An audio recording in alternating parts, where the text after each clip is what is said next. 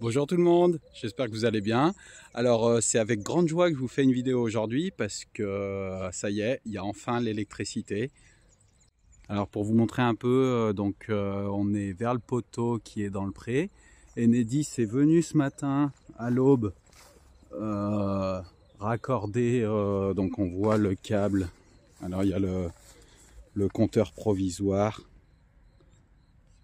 ici de chantier.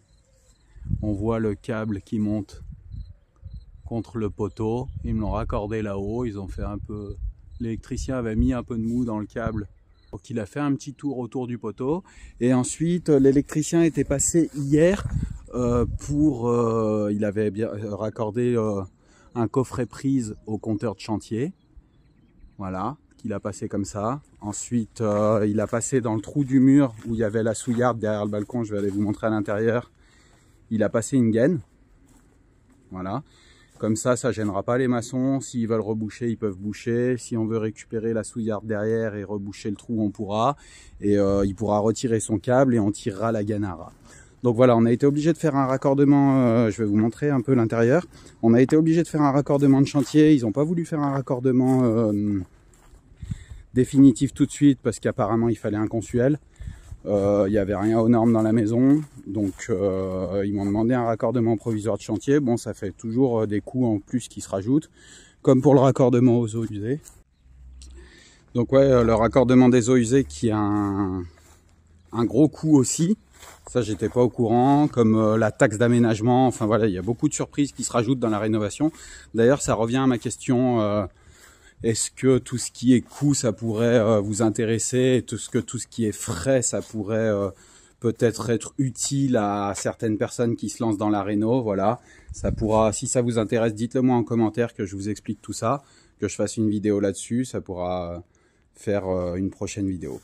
Donc voilà, l'électricien ici, il a mis un piquet de terre, voilà, avec le câble de terre, un peu de mou qui passe là-haut, au-dessus de la poutre pour qu'on puisse passer dessous, pas qu'on s'accroche les pieds dedans.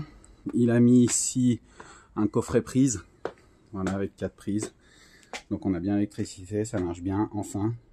Enfin, ça c'est quelque chose de vraiment bien dans l'électricité, parce qu'au début sans électricité c'est compliqué.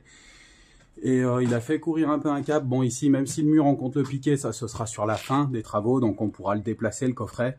Mais pour l'instant, le câble, c'est ici qui gêne le moins. Et l'emplacement, c'est à peu près au milieu du chantier, entre cette partie-là et cette partie-là. Donc c'est plutôt un bon emplacement. Donc voilà, il a fait passer son câble ici. Et la gaine qui passe dans le trou de la souillarde. Donc ça, on verra. Comme ça, il y a une gaine, ça gêne pas les maçons, ça abîme pas son câble. Ils peuvent reboucher comme ils veulent. On coupe la gaine à ras après. Lui, il peut retirer son câble et c'est pas gênant. Donc voilà, encore une super nouvelle, ça avance. On va pouvoir bien attaquer les travaux, il y a tout ce qu'il faut, l'eau, l'électricité, ça fait plaisir. Dites-moi vos retours, ce que vous en pensez en commentaire. Abonnez-vous pour ceux qui l'ont pas fait. Activez la petite cloche aussi, les alertes pour pas louper les prochaines vidéos, pour être au courant quand il y a une prochaine vidéo qui sort. Et voilà, merci encore de nous suivre, ça fait plaisir et à bientôt, bisous.